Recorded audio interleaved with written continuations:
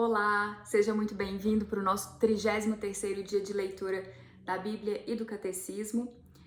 Graça, paz e bem, alegria, força, esperança e muito amor do nosso Deus nos nossos corações todos os dias. Amém. Seguimos hoje com as leituras de Êxodos capítulos 1 e 2, Salmo 32, Mateus 18, do versículo 21 até o fim, e os parágrafos 268 a 274 do Catecismo. Se você ainda não está seguindo o material do Padre Mário Sartori, fica o convite e o reforço para você acompanhar a homilia diária dele, é imperdível, aqui no YouTube, Padre Mário Sartori, e também o conteúdo dele no site, que é de onde a gente tira esse plano de leitura bíblica aqui em 365 dias, bíblica e do Catecismo, né? Seguimos então, pela graça de Deus, em nome do Pai, do Filho e do Espírito Santo. Amém. Pedindo a graça de Deus, do Espírito Santo, para que nós compreendamos a palavra de Deus. E com muita gratidão pela oportunidade de estarmos acessando esses estudos, né? Conhecendo mais da palavra. Êxodo capítulo 1. A libertação do Egito. Israel no Egito, a descendência de Jacó. Eis os nomes dos israelitas que entraram no Egito com Jacó, cada qual entrou com sua família. Ruben, Simeão, Levi e Judá, Isacar, Zabulon e Benjamim, Dan e Neftali, Gad e Asser. Os descendentes de Jacó eram ao todo 70 pessoas. José, porém, já estava no Egito. Depois José morreu, bem como todos os seus irmãos e toda aquela geração. Os israelitas foram fecundos e se multiplicaram, tornaram-se cada vez mais numerosos e poderosos, a tal ponto que o país ficou repleto deles. Opressão dos israelitas. Chegou ao poder sobre o Egito um novo rei, que não conhecia José. Ele disse à sua gente: eis que o povo dos israelitas tornou-se mais numeroso e mais poderoso do que nós. Vinde, tomemos sábias medidas para impedir que ele cresça, pois do contrário, em caso de guerra, aumentará o número dos nossos adversários e combaterá contra nós, para depois sair do país. Portanto, impuseram a Israel inspetores de obras para tornar-lhe dura a vida com os trabalhos que lhe exigiam. Foi assim que ele construiu para o faraó as cidades armazéns de Pitom e de Ramsés. Mas quanto mais os oprimiam, tanto mais se multiplicavam e cresciam, o que fez temer os israelitas. Os egípcios obrigavam os israelitas ao trabalho e tornavam-lhes amarga a vida com duros trabalhos, a preparação da argila, a fabricação de tijolos, vários trabalhos nos campos e toda espécie de trabalhos aos quais os obrigavam. O rei do Egito disse às parteiras dos hebreus, das quais uma se chamava Sefra e a outra Fua: quando ajudardes as hebreias a darem à luz, observai as duas pedras. Se for menino, matai-o. Se for menina, deixai-a viver. As parteiras, porém, temeram a Deus e não fizeram o que o rei do Egito lhes havia ordenado, e deixaram os meninos viverem. Assim, pois, o rei do Egito chamou as parteiras e lhes disse: por que agistes desse modo e deixastes os meninos viverem? Elas responderam a Faraó: as mulheres dos hebreus não são como as egípcias, são cheias de vida e antes que as parteiras cheguem, já deram à luz. Por isso, Deus favoreceu essas parteiras e o povo tornou-se muito numeroso e muito poderoso. E porque as parteiras temeram a Deus, ele lhes deu uma posteridade. Então Faraó ordenou a todo o seu povo: jogai no rio todo menino que nascer, mas deixai viver as meninas. Capítulo 2. Juventude e vocação de Moisés. Nascimento de Moisés. Certo homem da casa de Levi foi tomar por esposa uma descendente de Levi, a qual concebeu e deu à luz um filho. Vendo que era belo, escondeu-o por 3 meses.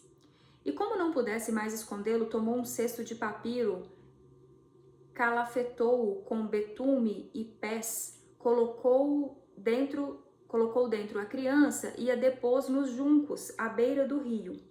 De longe, uma irmã do menino observava o que lhe iria acontecer. Eis que a filha de Faraó desceu para se lavar no rio, enquanto as suas criadas andavam à beira do rio. Ela viu o cesto entre os juncos e mandou uma de suas servas apanhá-lo. Abrindo-o, viu a criança. Era um menino que chorava.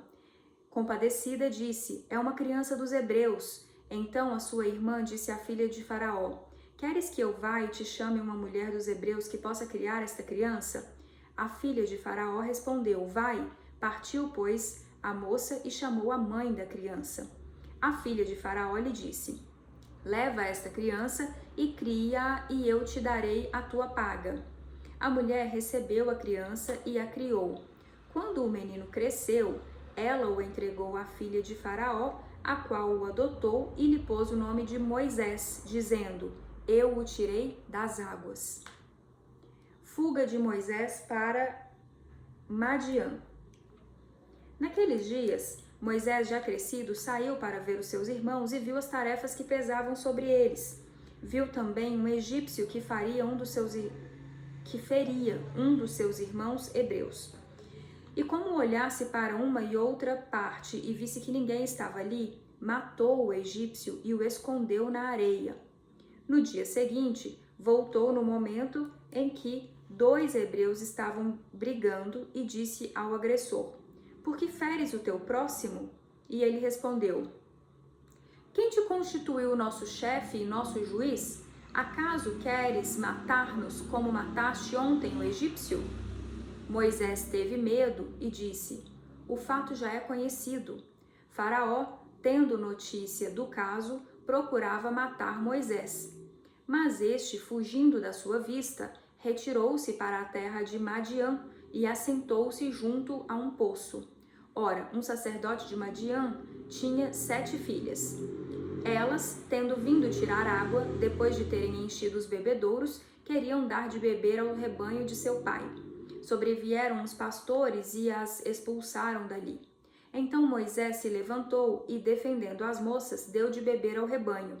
Elas voltaram para Raguel, seu pai, e este lhes disse: por que voltastes mais cedo hoje? Responderam: um egípcio nos livrou da mão dos pastores e, além disso, tirou água para nós e deu de beber ao rebanho. Onde está ele? Perguntou o pai. Por que deixastes ir este homem? Chamai-o para comer. Moisés decidiu ficar com ele, que deu a Moisés sua filha Séfora. E ela deu à luz um filho, a quem ele chamou de Gersã, pois disse: sou um imigrante em terra estrangeira. Vocação de Moisés. Deus lembra-se de Israel.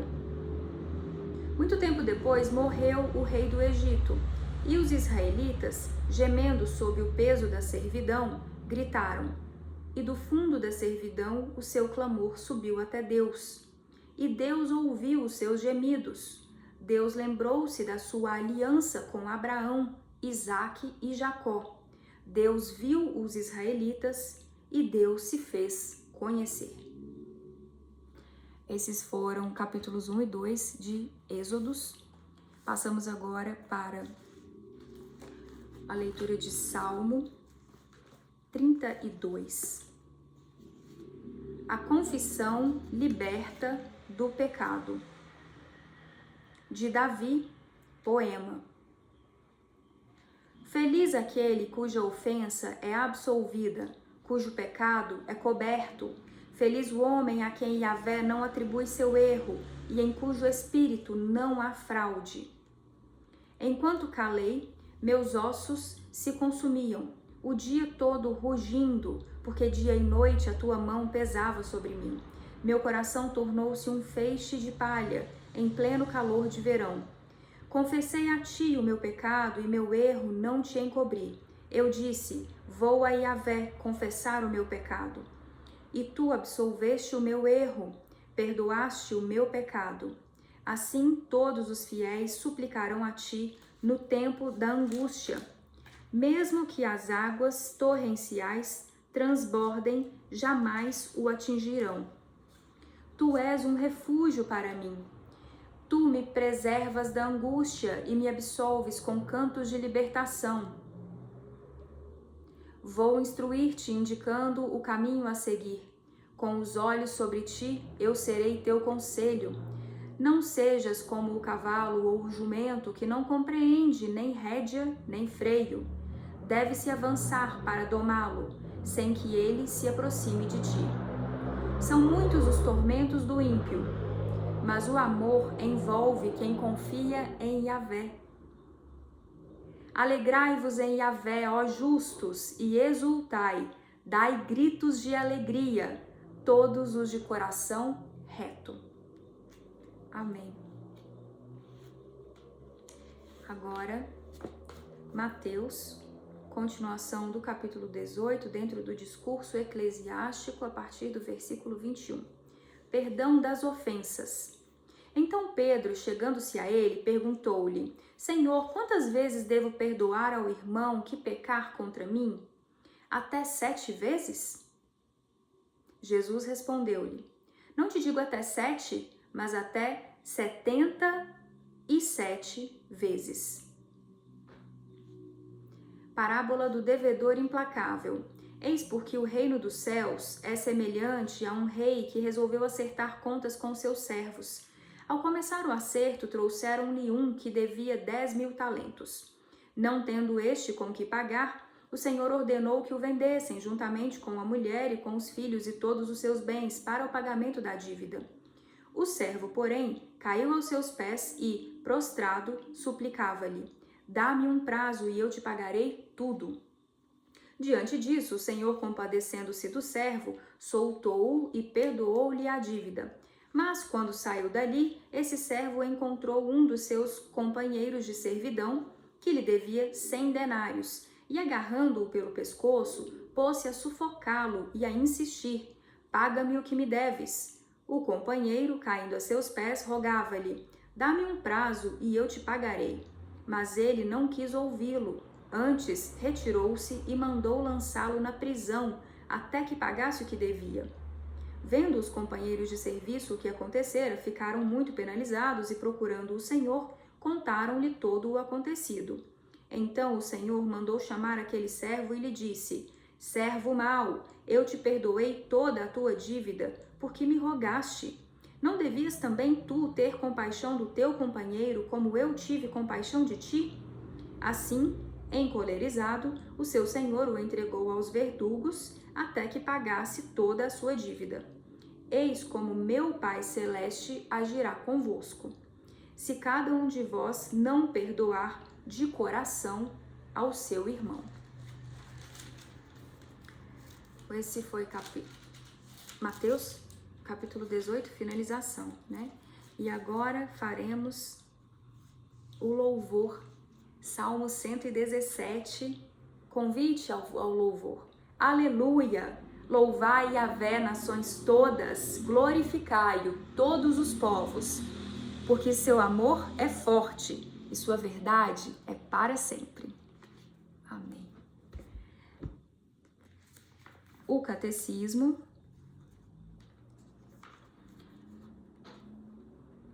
Seguimos agora dos parágrafos 268 até 274.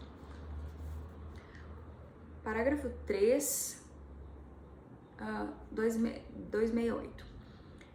O Todo-Poderoso. De todos os atributos divinos, só a onipotência de Deus é mencionada no símbolo. Confessá-la é de grande importância para a nossa vida. Nós cremos que tal onipotência é universal, pois Deus, que criou tudo, governa tudo e pode tudo. Ela é também de amor, pois Deus é nosso Pai. É misteriosa, pois somente a fé pode discerni-la, pois é na fraqueza que a força se realiza plenamente. Citação de 2 Coríntios, capítulo 12. Ele realiza tudo quanto crer. Citação de Salmo 115. As Sagradas Escrituras professam reiteradas vezes o poder universal de Deus. Ele é chamado soberano de Jacó, citação de Gênesis 49. Isaías, capítulo 1, o Senhor dos exércitos, o forte e poderoso. Se Deus é todo-poderoso no céu e na terra, é porque os fez. Por isso, nada lhe é impossível e ele dispõe de sua obra como lhe agrada. Ele é o Senhor do universo, cuja ordem estabeleceu, a qual lhe permanece inteiramente submissa e disponível. Ele é o Senhor da história, governa os corações e os acontecimentos segundo sua vontade. Tu podes desdobrar sempre teu grande poder.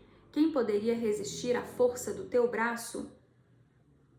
Citação de Sabedoria, capítulo 11. De todos tens compaixão, porque tu podes. Deus é o Pai Todo-Poderoso. Sua paternidade e seu poder iluminam-se mutuamente. Com efeito, ele mostra sua onipotência paternal pela maneira como cuida de nossas necessidades, pela adoção filial que nos outorga. Serei para vós um pai, e vós sereis meus filhos e filhas, diz o Senhor Todo-Poderoso. Citação de 2 Coríntios, capítulo 6. Por sua misericórdia infinita, pois mostra seu poder no mais alto grau, perdoando livremente os pecados. A onipotência divina de modo algum é arbitrária. Em Deus, o poder e a essência, a vontade e a inteligência, a sabedoria e a justiça são uma só e mesma coisa, de modo que nada pode estar no poder divino que não possa estar na justa vontade de Deus ou em sua sábia inteligência. Mistério da aparente impotência de Deus. A fé em Deus Pai Todo-Poderoso pode ser posta à prova pela experiência do mal e do sofrimento. Por vezes, Deus pode parecer ausente e incapaz de impedir o mal. Ora, Deus Pai revelou sua onipotência da maneira mais misteriosa no rebaixamento voluntário e na ressurreição de seu Filho, por meio dos quais venceu o mal. Assim, Cristo crucificado é poder de Deus e sabedoria de Deus, pois o que é loucura de Deus é mais sábio que os homens, e o que é fraqueza de Deus é mais forte que os homens. Na ressurreição e na exaltação de Cristo, o Pai desdobrou o vigor de sua força e manifestou a extraordinária grandeza do poder que ele exerce, segundo o vigor de sua força poderosa em favor de nós que cremos. Aqui, citações de 1 Coríntios capítulo 1 e Efésios capítulo 1. Somente a fé pode aderir aos caminhos misteriosos da onipotência de Deus. Esta fé gloria-se de suas fraquezas, a fim de atrair sobre si o poder de Cristo. Desta fé, a Virgem Maria é o modelo supremo. Ela que acreditou que para Deus nada é impossível e que pôde engrandecer o Senhor. O Poderoso fez para mim coisas grandiosas. O seu nome é santo. Citações aqui de Lucas capítulo 1. Amém. Vou ler novamente. É tão lindo. Somente a fé pode aderir aos caminhos misteriosos da onipotência de Deus. Esta fé gloria-se de suas fraquezas, a fim de atrair sobre si o poder de Cristo. Desta fé, a Virgem Maria é o modelo supremo. Ela que acreditou que para Deus nada é impossível e que pôde engrandecer o Senhor. O Poderoso fez para mim coisas grandiosas. O seu nome é santo. Amém.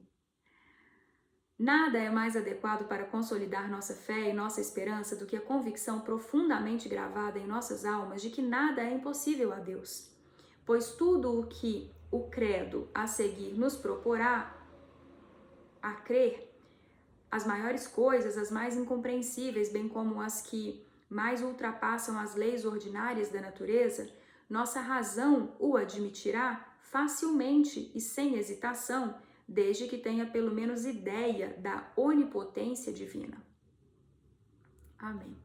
Finalizamos aqui então os trechos da leitura do catecismo de hoje e eu finalizarei com a leitura do credo, símbolo niceno-constantinopolitano.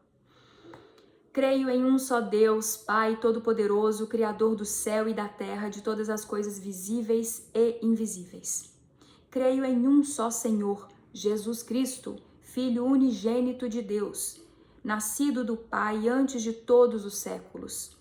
Deus de Deus, luz da luz, Deus verdadeiro de Deus verdadeiro, gerado, não criado, consubstancial ao Pai. Por ele todas as coisas foram feitas, e por nós, homens, e para a nossa salvação, desceu dos céus. E encarnou pelo Espírito Santo no seio da Virgem Maria e se fez homem. Também por nós foi crucificado sob Pôncio Pilatos, padeceu e foi sepultado. Ressuscitou ao terceiro dia, conforme as Escrituras, e subiu aos céus, onde está sentado à direita do Pai. E de novo há de vir em sua glória, para julgar os vivos e os mortos, e o seu reino não terá fim. Creio no Espírito Santo, Senhor, que dá a vida e procede do Pai e do Filho, e com o Pai e o Filho é adorado e glorificado, ele que falou pelos profetas. Creio na Igreja una, santa, católica e apostólica. Professo um só batismo para a remissão dos pecados e espero a ressurreição dos mortos e a vida do mundo que há de vir. Amém. Graças a Deus, mais um dia e nos encontramos na próxima leitura, se Deus quiser. Até lá.